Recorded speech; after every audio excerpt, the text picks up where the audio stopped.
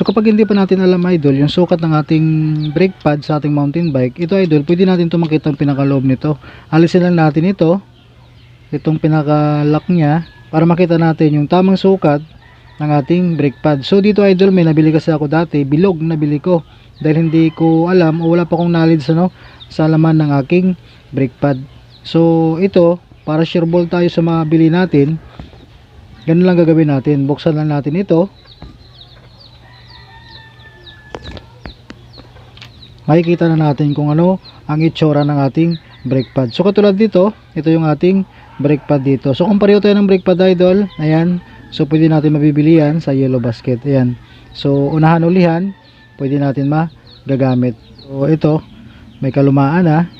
Ayan, so papalitan na rin natin ito. O iba-iba ang design ng ating mga brake pad sa ating mountain bike. So ito, mayroon na tayong guide para mabili ng tama yung ating brake pad.